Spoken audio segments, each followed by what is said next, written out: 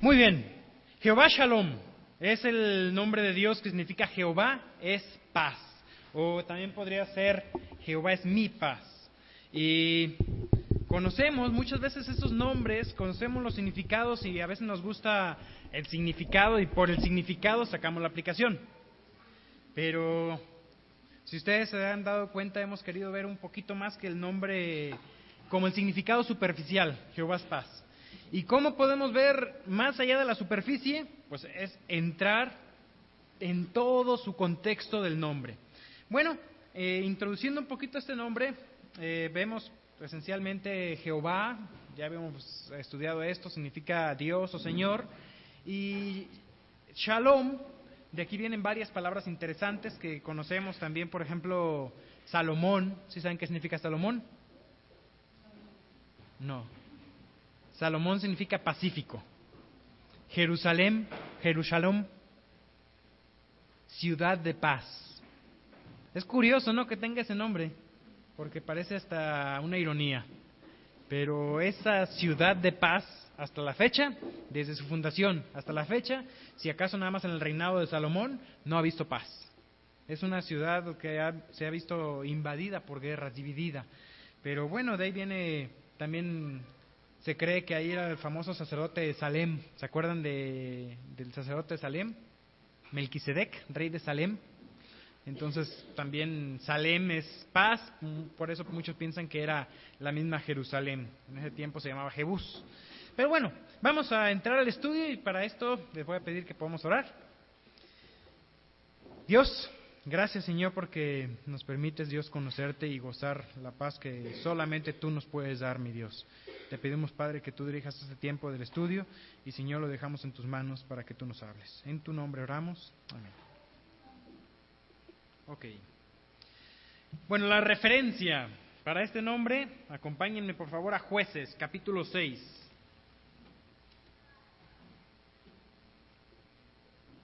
Jueces, capítulo 6. Voy a ir un poquito rápido para avanzarle y para no... porque es uno de esos estudios que hay que ir de principio a fin de la Biblia. Bueno, más que nada, a lo mejor no hasta el fin, pero sí vamos a estar viendo muchos versículos del Pentateuco y demás. Jueces capítulo 6, versículo 24. Esta es la referencia donde la vamos a encontrar. Dice así: y edificó allí Gedeón altar a Jehová y lo llamó Jehová Shalom. Ahora, una vez más, vemos que este nombre, ¿a quién se refiere? Hemos visto varios nombres que se le colocan a un lugar. Ese es el segundo nombre que vemos que se le coloca a un altar. Este nombre es un altar, Jehová Shalom. Ahora, es un nombre que se le dice al altar, pero está muy importantemente ligado a lo que el altar significa. Todo lo que el altar significa depende de eso también que Jehová sea, Jehová Shalom, en nuestras vidas. Pero antes de entrar en esos detalles, me gustaría que veamos un poquito el contexto de lo que está sucediendo aquí con Gedeón. Para poder entender el contexto de Gedeón, me lo voy a llevar más atrás. Así que acompáñenme así rápido a Éxodo. Éxodo 23. Bueno, conociendo un poquito, que ya la he repasado varias veces, la historia del pueblo de Israel, ellos salieron de Egipto, liberados por Moisés, cruzaron el Mar Rojo, llegaron a Mara. Ahí vamos a ver uno de los nombres ahí en Mara, Jehová Rafa, y vamos a seguir adelante también en el viaje. Llegan al Sinaí, reciben la ley. Dios le viene marcando al pueblo que iba a ser un pueblo especial, un pueblo separado del resto de los pueblos, un pueblo que no tenía que mezclarse en sus costumbres, tradiciones y ritos con los pueblos del mundo. Tenían que ser un pueblo santo a Dios. Recordamos toda esa parte de la historia, ¿verdad? Ahora, nosotros, en uno de los nombres de Dios también sucedió que cuando venía el pueblo caminando cansado por el desierto, ¿qué sucedió? Vino por detrás, por la retaguardia, Amalek y los atacó. Con esto, Dios deja una enseñanza bien clara también para el pueblo de Israel, que aún la transmitimos a nosotros hoy en día. En Éxodo 23, dice en el versículo Éxodo 23. Esencialmente está dando aquí acerca de las bendiciones que iba a tener también el pueblo desde Éxodo 23:20. He aquí yo envío mi ángel delante de ti para que te guarde en el camino, te introduzca en el lugar que yo he preparado. Habla de todas las naciones que estaban ahí, dice versículo 22, si en verdad oyeres mi voz e hicieres todo lo que yo te dijere, seré enemigo de tus enemigos y afligiré a los que te afligen. Y habla de esto, ¿no? Versículo 30, poco a poco los echaré delante de ti, hasta que te multipliques y tomes posesión de la tierra. Y fijaré tus límites desde el mar Rojo hasta el mar de los filisteos, y desde el desierto hasta el Éufrates.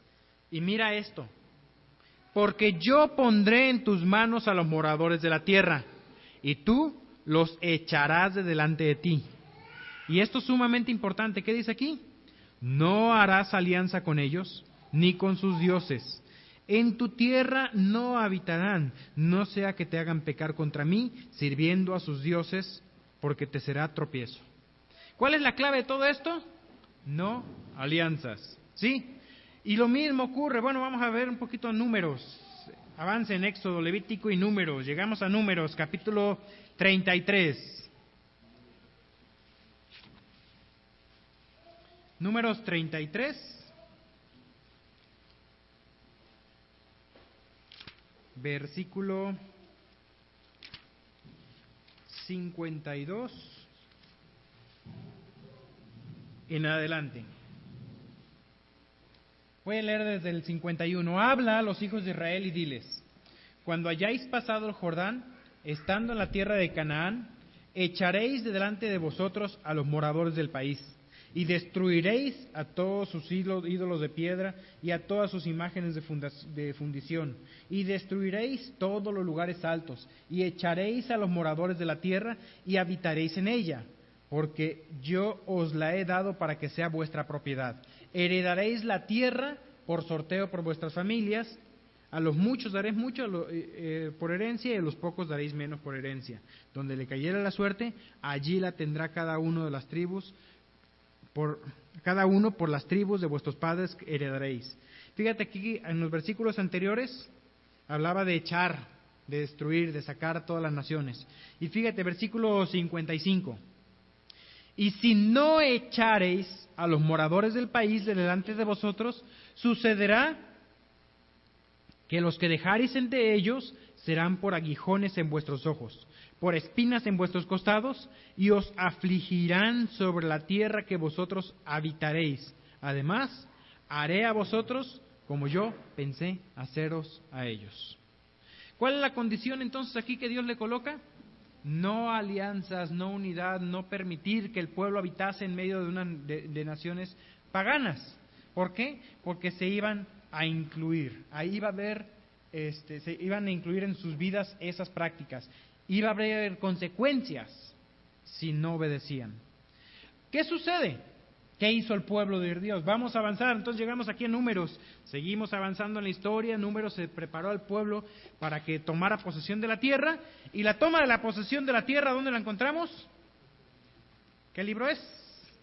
Josué. Vamos a Josué para ver qué tan obediente fue el pueblo de Israel. Josué 15. Esencialmente los primeros capítulos de Josué son de victoria, quizás un tema ahí de purificación de pecado y algunas cosas, pero vamos a ver cómo se repartieron las tierras. Josué capítulo 15, versículo 63.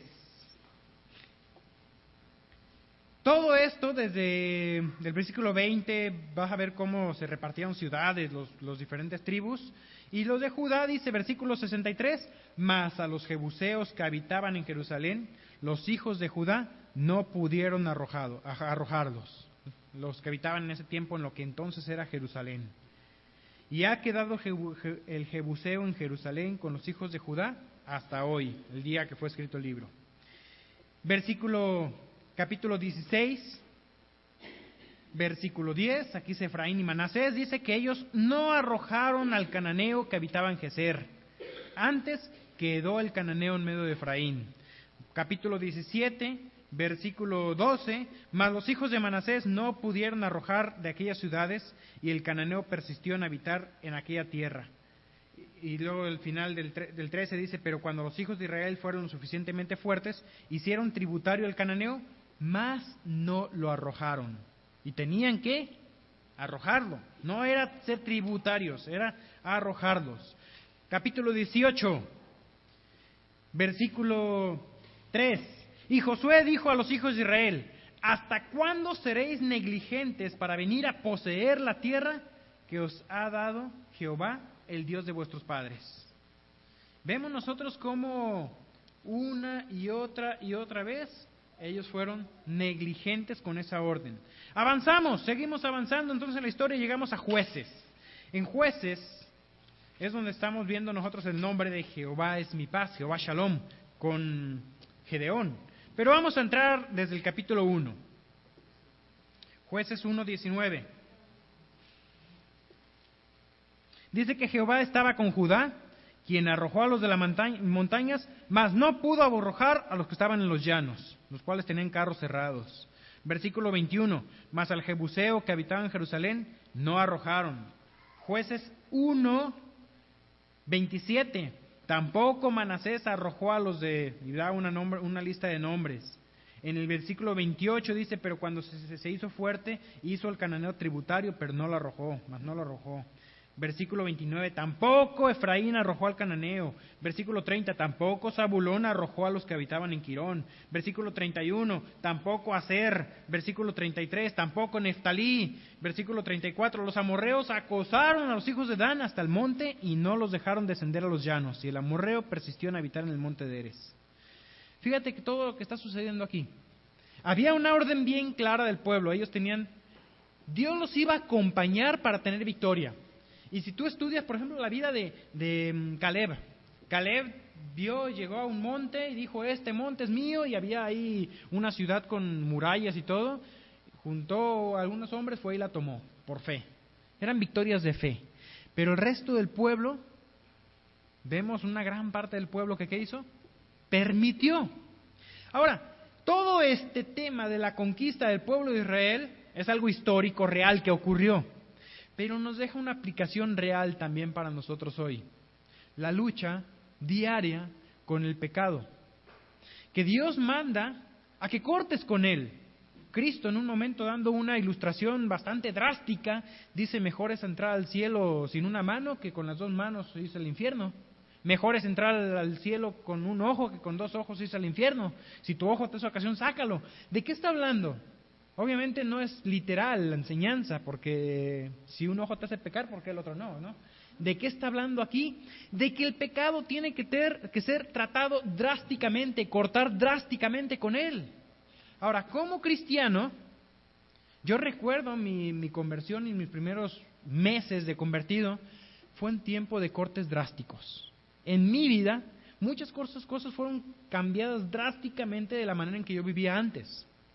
Pero resulta ser también que muchas veces hemos permitido, porque cortamos drásticamente en ese tiempo con algunas cosas, pero ya con los años de cristiano, has permitido cohabitar con ciertos pecados en tu vida que los enfrentas, luchas con ellos y luego los permites, y luego los enfrentas, luchas con ellos y un día estás luchando y así estás acosado por el pecado. Muchas veces porque desde el principio, yo creo que es esencial los primeros meses de la vida de un cristiano, porque marca mucho el verdadero cambio ahí. Pero no significa el hecho de que no hayas cortado que nunca podrás cortar. El hecho de cortar con esas cuestiones de pecado deben de ocurrir. Es más difícil, es verdad, cuando no lo hiciste al principio, pero deben de ocurrir. De lo contrario, ¿qué pasa en la vida? Consecuencias. Y vamos a avanzar entonces ya en todo esto.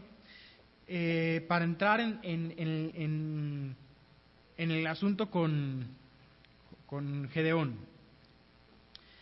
Fíjense el castigo que hubo al pueblo por causa de no haber obedecido. Capítulo 2, versículos 1 al 3. El ángel de Jehová subió de Gilgal a Boaquim y dijo, yo os saqué de Egipto y os introduje la tierra, la cual había jurado con vuestros padres, diciendo, no invalidaré jamás mi pacto con vosotros, con tal de que vosotros no hagáis pacto con los moradores de la tierra, cuyos altares habéis de derribar, mas vosotros no habéis atendido mi voz. ¿Por qué habéis hecho esto? Por tanto, yo también os digo, no los echaré delante de vosotros, sino que serán azotes para vuestros costados, y sus dioses os serán tropezadero. Fíjate un poquito más adelante, versículo 16.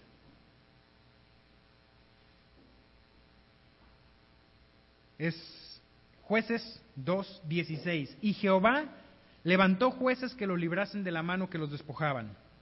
Pero tampoco oyeron a sus jueces, sino que fueron tras dioses ajenos, a los cuales adoraron. Se apartaron pronto del camino que anduvieron sus padres, obedeciendo los mandamientos de Jehová. Ellos no hicieron así. Y cuando Jehová les levantaba jueces, Jehová estaba con el juez y los libraba de la mano de sus enemigos todo el tiempo de aquel juez, porque Jehová era movido a misericordia por sus gemidos a causa de los que los oprimían y afligían. Mas acontecía que al morir el juez, que sus padres, siguiendo a dioses, se volvían atrás y se corrompían más que sus padres, siguiendo a dioses ajenos para servirles e inclinándose delante de ellos, y no se apartaban de sus obras ni de su obstinado camino. Ese es básicamente lo que ocurre en el libro de Jueces. Jueces lo resumiría uno así: el pueblo de Israel cae en pecado. Por causa del pecado, Dios les permite que pierdan su libertad, que caigan bajo el dominio de otras naciones enemigas que vivían entre ellos y caían. El pecado producía entonces servidumbre, esclavitud. En la servidumbre, ¿qué hacía el pueblo? Clamaba a Dios, y entonces Dios era movido a misericordia y proveía salvación. Y ese círculo se repetía, ya estaban otra vez bien, volvían a pecar, otra vez servidumbre, súplica, salvación. Pecado, servidumbre, súplica, salvación. Ese círculo se repite y se repite en varias ocasiones en el libro de los Jueces. Ese es el contexto que hay. Fíjate que en todo esto que estamos viendo, dice Isaías 48:22, no hay paz para los malos, dijo Jehová. Este pueblo vivía sin paz. ¿Por causa de qué? De su pecado. Dios había dicho claramente no alianzas, pero ellos crearon alianzas impuras en negocios, en vida, en matrimonios, en idolatría. Y bueno, de ahí viene ese círculo que estamos viendo. Otro pasaje que me gustaría leerlo como referencia, nada más si quieren anotarlo, es Jeremías 15:6, dice así: porque así ha dicho Jehová, no entréis en casa de luto, ni vayas a lamentar, ni los consueles, porque yo he quitado mi paz a de este pueblo, dice Jehová, mi misericordia y mis piedades. Eso le dice Dios ahí a Jeremías: he quitado yo mi paz de este pueblo. ¿Por qué? Por causa del pecado. Esencialmente la experiencia de Israel es esta que estamos viendo. La palabra paz aparece en la Biblia 414 veces, en 380 versículos. O sea, en varios versículos repiten la palabra. Lo curioso es que 87 de esas apariciones de la palabra paz, en el mismo versículo está la palabra ofrenda, sacrificio o ofrendas o sacrificios, algo que tiene que ver con un altar. Entonces muchas veces la paz está ligada al altar. Jehová es mi paz, Jehová Shalom. ¿A quién se le llamó Jehová Shalom? A un altar. En el Salmo 126:6 dice: pedid por la paz de Jerusalén, sean prosperados los que te aman. Hablando de Jerusalén, la ciudad de paz. ¿Y qué vemos hoy en las noticias? Justamente Jerusalén no es una ciudad de paz, es una ciudad dividida. Llegamos entonces ya con toda esta historia hasta Gedeón. Gedeón fue uno de los jueces de Israel que Dios levantó también. El tema ahorita del estudio no es la vida propiamente de Gedeón, Vale la pena que ustedes, yo los animo a que ustedes quieran conocer estos personajes y vale la pena que lo estudien. Ahorita lo vamos a ver muy por encima, la vida de Gedeón en particular, para centrarnos en el nombre de Jehová Shalom. ¿Sí? Les animo entonces a conocer su vida de este juez, este héroe también de la fe, Gedeón. Llegamos a la vida de Gedeón, vamos a leer nada más unos versículos aquí. Capítulo 6, versículo 11. Jueces 6:11. Voy a leer, es una lectura un poquito larga, pero conviene hacerla, hasta el versículo 23. Y vino el ángel de Jehová y se sentó debajo de la encina que está en Ofra, la cual era de Joás abiserita, y su hijo Gedeón estaba sacudiendo el trigo en el lagar para esconderlo de los madianitas. 6:12. Y el ángel de Jehová se le apareció y le dijo: Jehová está contigo, varón esforzado y valiente. Y Gedeón le respondió: Señor mío, si Jehová está con nosotros, ¿por qué nos ha sobrevenido todo esto? ¿Y dónde están todas sus maravillas que nuestros padres nos han contado diciendo: ¿no nos sacó Jehová de Egipto? Y ahora Jehová nos ha desamparado y nos ha entregado en la mano de los madianitas. Paréntesis aquí. Gedeón hace una pregunta: ¿por qué nos ha sobrevenido todo esto?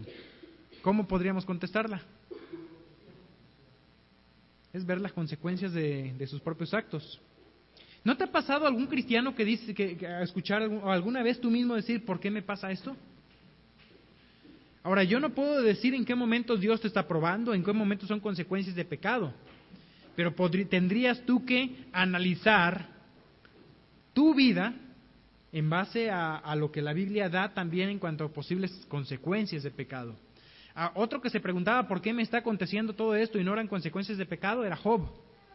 Entonces puede ser también prueba, pero analiza tu vida siempre. Jehová nos ha desamparado, decía Gedeón. Versículo 14. Y mirándole Jehová, miren algo interesante también. ¿Quién es el que había venido según el versículo 11? El ángel de Jehová. En el versículo 14, ¿quién es? Es Jehová mismo. El ángel de Jehová es Jehová mismo. Creemos, personalmente yo estoy convencido que es una cristofanía. Es Cristo en el Antiguo Testamento. Mirándole Jehová le dijo: Ve, con esta tu fuerza y salvarás a Israel de mano de los madianitas. ¿No te envío yo? Entonces le respondió: Señor mío, ¿con qué salvaré yo a Israel? He aquí que mi familia es pobre en Manasés, y yo el menor de la casa de mi padre. Jehová le dijo: Ciertamente yo estaré contigo, y derrotarás a los madianitas como a un solo hombre. Entonces, voy a saltar aquí un poquito el tema. Este tema también está interesante, pero tocaría explicar también algunas cosas. Me gustaría que ustedes lo puedan estudiar. Trae la ofrenda, versículo 20. Entonces el ángel de Dios dijo: toma la carne, los panes sin levadura. El ángel de Dios extiende el báculo en el versículo 21, toca la ofrenda y se enciende fuego. Y dice al final del versículo 21: y el ángel de Jehová desapareció de su vista. Versículo 22. Viendo entonces que era el ángel de Jehová, es decir, hasta este momento Gedeón no sabía que era el ángel de Jehová. Incluso cuando dice: Señor mío, en los versículos anteriores, Señor aparece con minúscula, hablándole sencillamente un Señor más como formalidad que reconociendo que era Dios mismo. En este momento, entonces, viendo Gedeón que era el ángel de Jehová, dijo: Señor Jehová, que he visto al ángel de Jehová cara a cara. Pero Jehová le dijo, a pesar de que no lo veía en ese momento, le dijo: paz a ti, no tengas temor, no morirás. Y edificó allí Gedeón un altar a Jehová y lo llamó Jehová Shalom, el cual permanece hasta hoy en Ofra de los abiseritas. Mira la historia y todo lo que está ocurriendo aquí, entrando en algunas conclusiones quizás. Gedeón no se había dado cuenta que era el ángel de Dios quien le estaba enviando. Quizás pensaba en ese momento que era un profeta que le estaba dando una misión, pero en el momento que se da cuenta de que era un profeta, ¿qué fue lo que dijo? Ah, Señor Jehová, que he visto al ángel de Jehová cara a cara, he visto a Dios cara a cara.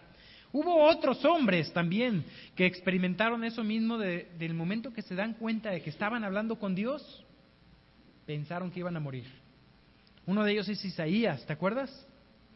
¡Ay de mí, que soy hombre de labios inmundos! Y él pensó que iba en ese momento a ser aniquilado.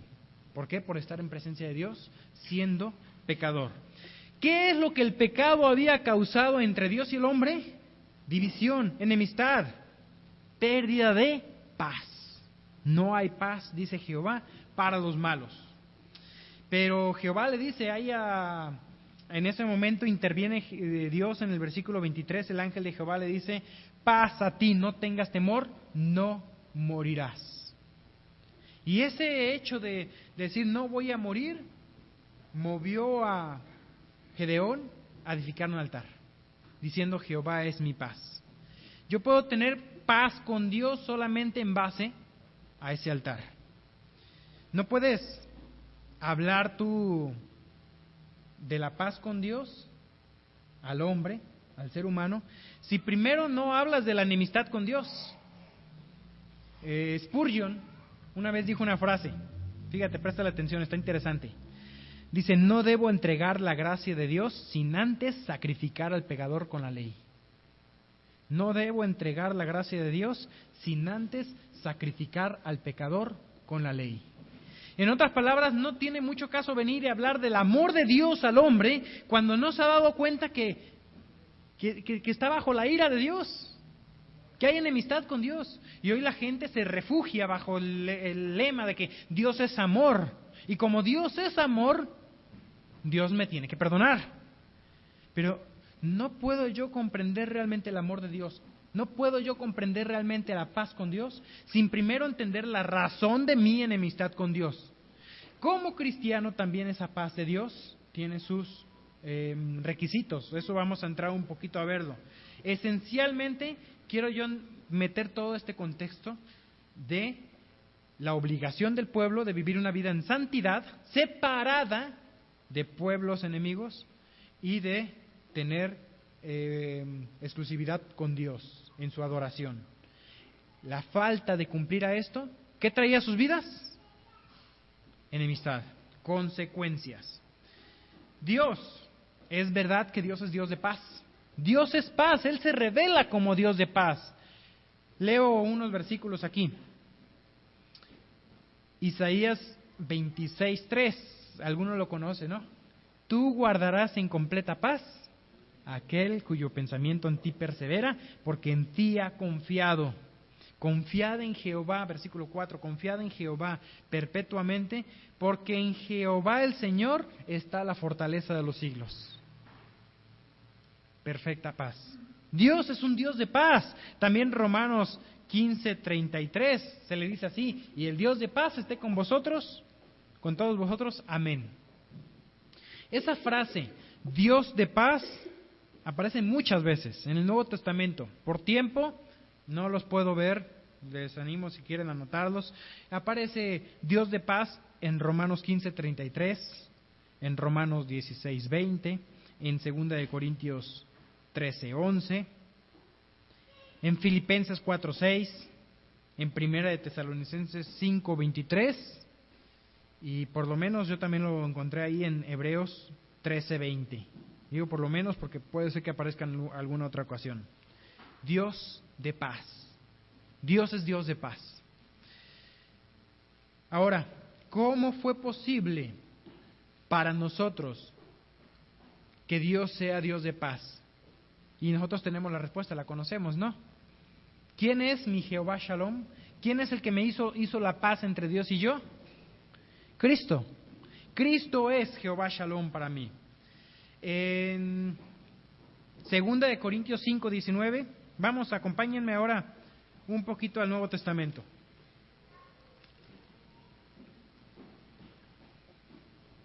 Segunda de Corintios, capítulo 5.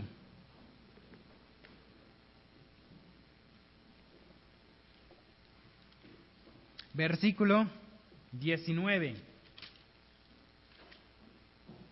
Este capítulo es un pasaje también importante en este tema.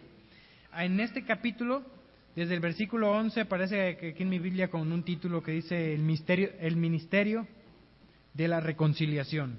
Versículo 19 dice que Dios estaba en Cristo reconciliando consigo al mundo, no tomándoles en cuenta a los hombres sus pecados, y nos encargó a nosotros la palabra de la reconciliación.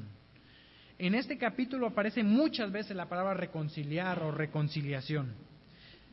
Efesios 2:14 dice, porque Él es nuestra paz. Y a mí me gustaría que me acompañen a un pasaje más. Aquí sí, acompáñenme por favor. Romanos 5. Romanos capítulo 5, versículo 8.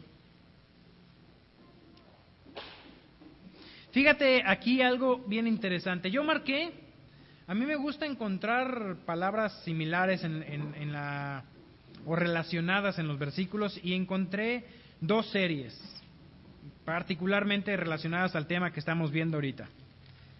Romanos 5, 8. ¿Lo tienen? Dice, mas Dios muestra su amor para con nosotros, en que siendo aún pecadores, Cristo murió por nosotros. Pues mucho más, estando ya justificados en su sangre, por Él seremos salvos de la ira. Porque si siendo enemigos, fuimos reconciliados con Dios por la muerte de su Hijo, mucho más, estando reconciliados, seremos salvos por su vida.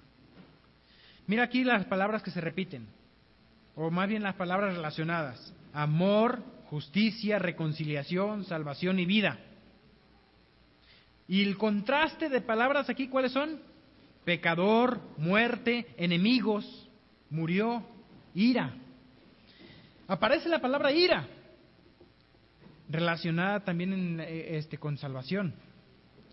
Mira que es curioso, pero yo he encontrado que este versículo es uno de los versículos más fuertes para la seguridad de salvación. Versículo 10. Si siendo enemigo, ¿qué era yo sin Cristo? Era enemigo de Dios. Si siendo enemigo fui reconciliado con Dios por la muerte de su Hijo, ahora que ya no soy enemigo, ahora que estoy reconciliado, ¿puedo acaso perder la salvación? ¿Qué dice? Mucho más, estando reconciliados, seremos salvos por su vida. Si Dios pudo salvar a uno que no era su hijo, me pudo salvar a mí cuando no era su hijo, ahora que soy su hijo, ¿puedo perder la salvación? De ninguna manera. Eso es lo que está diciendo este pasaje. Otro pasaje también, a mí me gustaría citarlo, quizás lo conocen de memoria, dice, y por medio de él reconciliar consigo todas las cosas, las que están en los cielos como las que están en la tierra, haciendo la paz mediante su sangre en la cruz. Y a vosotros también, que erais en otro tiempo extraños y enemigos, en vuestra mente, haciendo malas obras, os ha reconciliado. No puedo yo entender paz con Dios si primero no entiendo que yo era enemigo de Dios. No puedo venir y hablarles a la gente de un Dios de paz sin primero mostrarles que están viviendo una vida de enemistad con Dios. Hay un par de pasajes más, 3 tengo aquí que me gustaría citarlos nada más. Isaías 9:6, conocido también, ¿no? Porque un niño nos es nacido, hijo nos es dado, y el principado sobre su hombro. Y se llamará su nombre admirable, consejero, Dios fuerte, Padre eterno, príncipe de paz. Príncipe de paz. Ese es Cristo. Cristo es para mí Jehová Shalom. Juan 14:27, Jesús dijo, mi paz os dejo, mi paz os doy. Yo no la doy como el mundo la da, no se turbe vuestro corazón, ni tenga miedo. Juan 16:33 dice así, estas cosas os he hablado para que en mí tengáis paz. En el mundo tendréis aflicción, pero confiad, yo he vencido al mundo. Era Juan 14:27 y Juan 16:33, los pasajes que leí. Cristo es Jehová Shalom. Me gustaría nada más una meditación más. Paz. Hay paz en Cristo, pero la realidad es que hay dos tipos de paz para el cristiano. Primero, la paz que produce el hecho de que Él me reconcilió. Siendo enemigo fui reconciliado. ¿Qué dice Romanos capítulo 5, versículo 1? Justificados, pues, por la fe, tenemos paz para con Dios por medio de nuestro Señor Jesucristo. Paz para con Dios por medio de Cristo. ¿Cómo se logró la paz con Dios? Entre cada uno de nosotros y Dios, ¿cómo se logró? A través de la muerte de Cristo. Él me dio la paz, yo era enemigo y Él me dio la paz, hizo paz entre Dios y yo. Otro pasaje también dice Isaías 53:5, mas Él herido fue por nuestras rebeliones, molido por nuestros pecados, el castigo de nuestra paz fue sobre Él y por su llaga fuimos nosotros curados. Mi paz con Dios fue posible solamente por el sacrificio de Cristo. Y desde entonces y hasta el fin de mi vida, hasta el fin de mi existencia, que Dios me hizo eterno, Dios nos dio un alma eterna y nos ha salvado eternamente, tenemos paz con Dios. Paz con Dios. Pero también es posible tener paz con Dios y no gozar de la paz de Dios. Es diferente la paz de Dios. Un cristiano puede tener paz con Dios, pero aún así no disfrutar de la paz de Dios. Filipenses 4, 6 y 7, ¿qué dice? Lo conocen quizás también alguno de memoria, ¿no? Son pasajes conocidos. Por nada estéis afanosos, si no sean conocidas vuestras peticiones delante de Dios con toda oración y ruego, con acción de gracias. ¿Y qué? Y la paz de Dios guardará vuestros corazones, la paz de Dios que sobrepasa todo entendimiento, guardará vuestros corazones y vuestros pensamientos en Cristo Jesús. La paz de Dios. Es verdad que Cristo hizo paz, hizo la paz entre Dios y yo. Ya no hay enemistad, pero como cristiano, mi propio pecado diario, mi propia ansiedad puede quitarme la paz de Dios. La paz con Dios no la puedo perder, pero la paz de Dios, esa paz que uno siente cuando están bien las cosas, cuando estás confiando en Dios, sí la puedes perder. Muchas veces la gente llega a confundir, por el hecho de no gozar paz de Dios, piensan que ya no tienen paz con Dios y seré salvo. No, o sea, son cosas aparte. La paz de Dios que sobrepasa todo entendimiento viene a tu vida cuando, según Filipenses 4, cuando depositas tu confianza en Él, cuando vienes y todas esas angustias, esos afanes, por nada estéis afanosos, esas cosas que te están preocupando, vienes y se las depositas delante de Dios. La última vez que me tocó, yo hablaba también de la oración, ¿se acuerdan? Y de las famosas distracciones de la oración. Que dichas distracciones podrían no ser otra cosa que Dios diciendo, a ver, yo no quiero oír esto, cuéntame de esto otro. Y de pronto tú pensás que te distrajiste, pero es Dios el que quiere hablar de eso. Eso es lo que te está preocupando, cuéntame de eso. Entonces, trae ante Dios tus angustias, tus preocupaciones, tus afanes. Deposítalos en Él. Confía en Él para que entonces puedas gozar la paz de Dios. La paz con Dios se logra gracias a la justificación. La paz de Dios se logra gracias a la comunión, a la dependencia. ¿Sí se entiende la diferencia entre esos dos tipos de paz? Muy bien. Un resumen. Primero, la paz no es una determinación tuya. No la puedes lograr tú porque tú la quieres. Yo quiero hacer la paz con Dios y porque yo quiero, Dios me perdona. No, la paz con Dios la logró Dios. Tú no puedes decir, ya no me quiero preocupar de esto y punto. Dios es el que te puede dar esa paz suya. Entonces la paz no es una determinación del creyente, es dada por Dios. Hay condiciones. Primero, encomienda a Jehová tu camino ¿Para qué? Para que Él acomode tu camino, para que Él enderece tus veredas y Él te dé paz. Dice Isaías 26:3, tú guardarás en completa paz a aquel cuyo pensamiento en ti persevera. ¿Ok? Entonces dice, porque en ti ha confiado. Confía en Él. Segundo, obediencia. Porque esa obediencia te puede quitar esa paz también. Isaías 48:18 dice así: oh, si hubieras atendido mis mandamientos, fuera entonces tu paz como un río y tu justicia como las ondas del mar. Entonces, como conclusión, encomienda a Dios tu camino, medita en Él, confía en Él, que tu pensamiento persevere en Él, y eso te va a dar paz de Dios. Obedécele. Pero quiero también tener una conclusión más. Acompáñenme nuevamente, por favor, a 2 Corintios 5.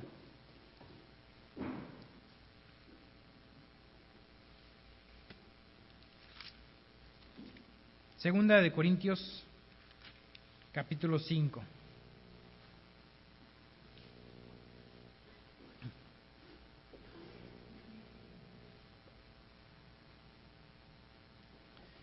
Versículo 17. Este fue el primer versículo que yo como cristiano memoricé. Yo recuerdo en un campamento, me mandaron al taller de primeros convertidos y ese fue el primer versículo que me tocó. Fíjate qué dice: de modo que si alguno está en Cristo, nueva criatura es. Las cosas viejas pasaron, he aquí, todas son hechas nuevas. Y vamos a seguir leyendo. Y todo esto proviene de Dios, quien nos reconcilió consigo mismo por Cristo y nos dio el ministerio de la reconciliación. Que Dios estaba en Cristo reconciliando consigo al mundo. Cuando Cristo dijo, Dios mío, ¿por qué me has desamparado?, no significa que el Padre abandonó a Cristo. Porque este versículo dice claramente, Dios estaba en Cristo reconciliando consigo el mundo. Dios estaba ahí. ¿Qué significa entonces desamparar? Significa estar presente y no hacer nada. Dios, el Padre, no hizo nada en ese momento. Pero dice también que Cristo fue oído por causa de su temor reverente. El Padre a su tiempo resucita a Cristo. Pero Dios estaba en Cristo en ese momento, sufriendo el dolor de Cristo también, reconciliando consigo al mundo, no tomándoles en cuenta a los hombres sus pecados. Y nos encargó a nosotros la palabra, ¿de qué? De la reconciliación. Eso es el encargo que tenemos ahora. Es verdad, Dios es un Dios de paz. Dios es Jehová Shalom. Cristo es mi Jehová Shalom y puedo disfrutar de la paz con Dios. Pero ¿qué tengo yo como encargo? El ministerio de la reconciliación. Entonces sigo leyendo, versículo 20, así, que somos embajadores en el nombre de Cristo, como si Dios rogase por medio de nosotros, os rogamos en el nombre de Cristo, reconciliaos con Dios. Al que no conoció pecado, por nosotros fue hecho pecado, para que nosotros fuésemos hechos justicia de Dios en él. Aquel que no tenía culpa, cargó el pecado de la culpa, cargó la ira de Dios para hacer la paz. Dios es Dios de paz. Y tú y yo somos mensajeros de esa paz. Vamos a orar. Mi Dios, gracias Padre, porque tú, Señor, has hecho la paz, tú has buscado la paz con nosotros. Gracias Dios, porque tú eres nuestra paz. Y porque también nos permites no solamente de tener paz contigo, sino de gozar la paz tuya y de ser un mensajero de tu paz, como dice tu palabra, qué hermosos son los pies de aquellos que traen noticias de paz. Mi Dios, estamos aquí para cumplir esa comisión.